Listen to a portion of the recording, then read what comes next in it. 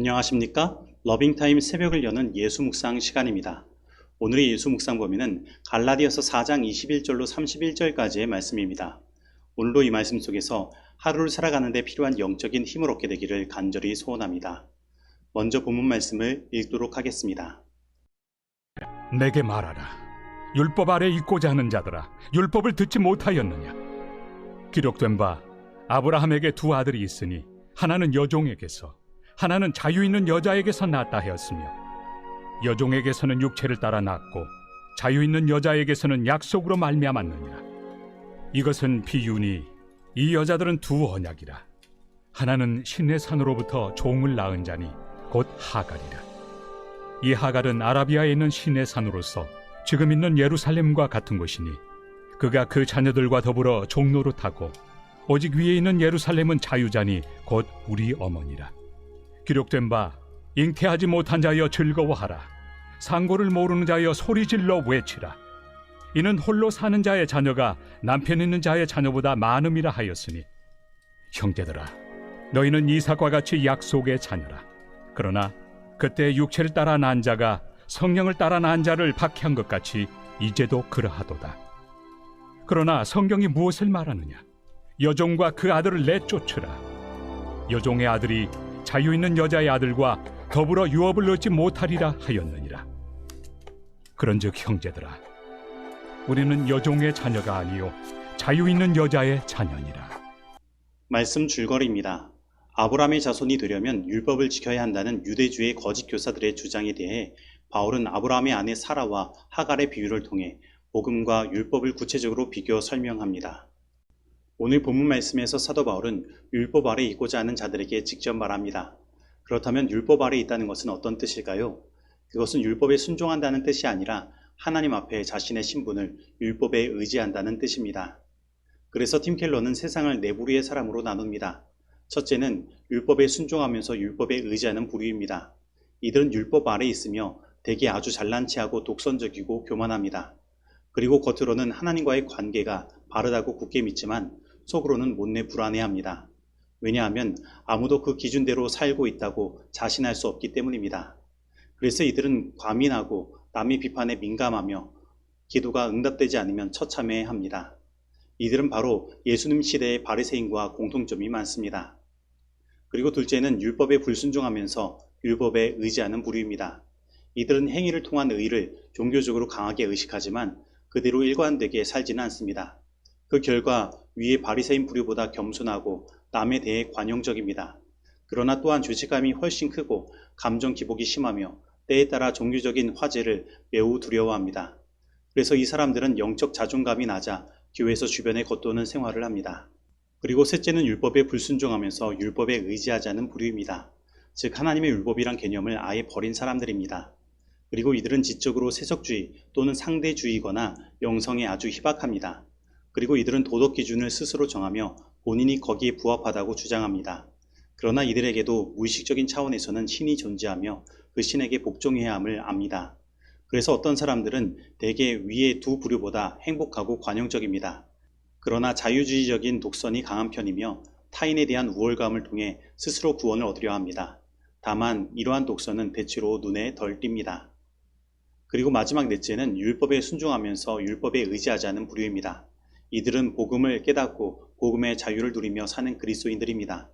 이들은 자신이 하나님의 자녀임을 알기에 감사와 기쁨으로 그분의 율법에 순종합니다.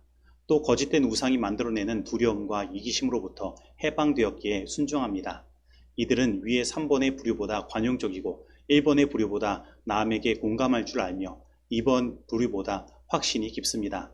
그러나 대부분의 그리스도인들은 4번답게 사는데 고전하며 1번이나 2번이나 3번의 사람처럼 세상을 보는 경향이 있습니다. 그럼 오늘 우리는 어떤 부류의 사람들입니까? 사실 오늘 갈라디아 교회 사람들은 1번과 2번에 해당되는 사람들입니다. 그런데 사도 바울은 이 율법을 의지하는 사람들에게 반문합니다. 율법 아래 있고자 하는 자들아, 율법을 듣지 못하였느냐? 즉 그들이 율법을 의지하지만 그 율법이 오히려 너희의 삶을 반박하며 드러낸다는 것입니다. 분명 갈라디아의 거짓 교사들은 너희가 모세 율법을 다 지키지 않으면 너희는 진짜 아브라함의 자손이 아니라고 말했을 것입니다. 그래서 사도 바울은 하갈과 사라의 이야기로 그 아브라함과의 관계의 두 가지 방식을 이야기하는 것입니다. 아브라함은 두 여자에게서 두 아들 이스마엘과 이삭을 두었습니다. 둘은 태어난 정황이 다릅니다. 하나는 자신의 노력과 행함으로 얻은 아들이고 하나는 하나님의 약속의 자녀로 낳은 아들입니다. 그래서 오늘 본문 23절은 이렇게 말합니다. 여종에게서는 육체를 따라 낳고 자유 있는 여자에게서는 약속으로 말미암았느니라. 아브라함은 하나님의 능력과 은혜의 역사하심을 의지하지 않고 자신을 의지한 것입니다. 그는 믿음으로 행하였으나 그 믿음의 대상이 자기 자신이 된 것입니다. 바로 자신 스스로가 구주가 된 것입니다. 그래서 그 결과로 당장 재앙과 같은 일이 벌어집니다. 사라는 하갈을 몹시 질투했고 집안은 쓰라린 분열과 비탄에 빠진 것입니다.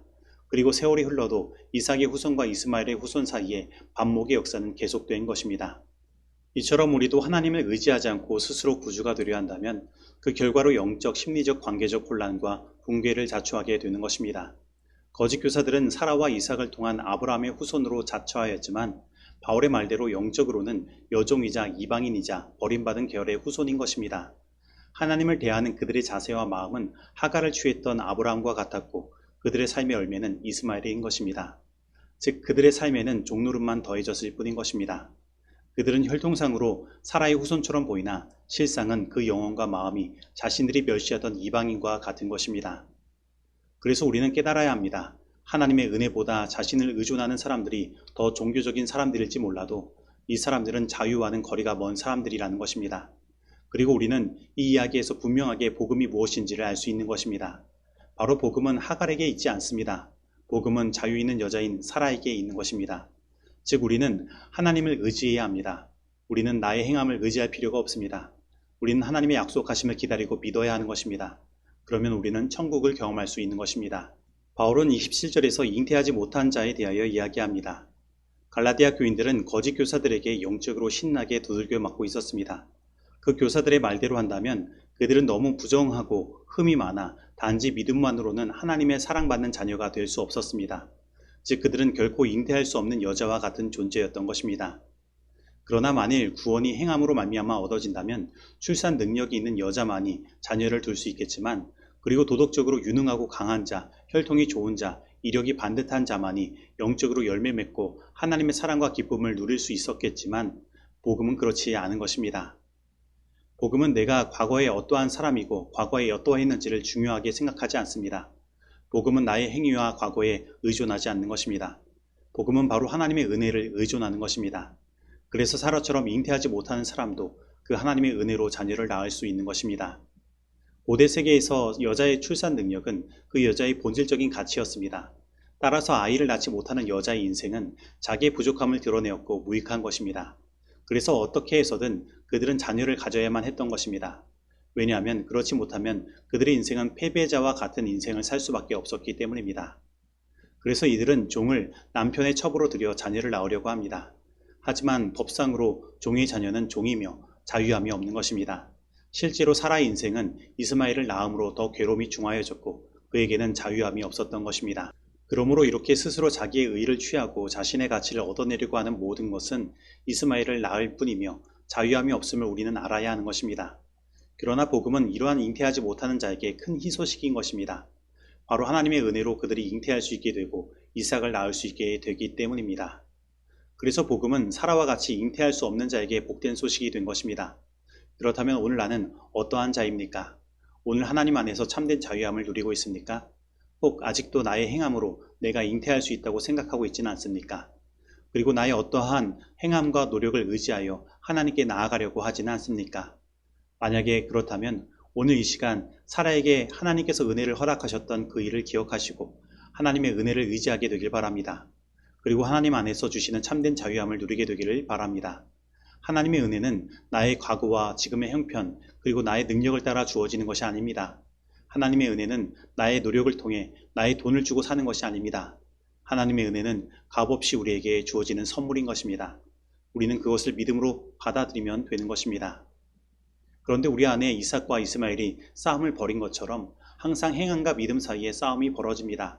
왜냐하면 행함을 의지하는 자들의 신분은 항상 종이기 때문에 그 위치가 항상 불안하여 하나님의 은혜를 의지하는 믿음의 사람들을 박해하게 되기 때문입니다. 그래서 이 교회의 위협은 항상 교회 밖에 있지 않습니다. 오히려 이 교회 안에서 아직 복음을 모르고 자신의 행함을 의지하고 하나님의 은혜를 모르는 자들이 이 교회의 위협의 대상이 되는 것입니다. 마지막 시대의 핍박도 마찬가지입니다. 마지막 세력은 경배하지 말라고 하는 것이 아닙니다. 이들도 경배하라고 합니다. 그러나 자신들의 행함과 인간의 공로를 통해 경배하라는 것입니다. 철저하게 하나님의 은혜를 배격하는 것입니다. 그래서 이들은 사람들의 행동을 통제하는 것입니다.